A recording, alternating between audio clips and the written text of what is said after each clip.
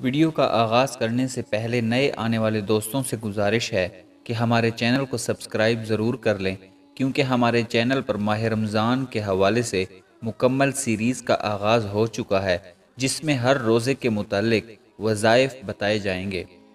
السلام علیکم دوستو، آج کی اس ویڈیو میں 7ویں روزے کے حوالے سے چند اعمال آپ کو بتائے جائیں گے۔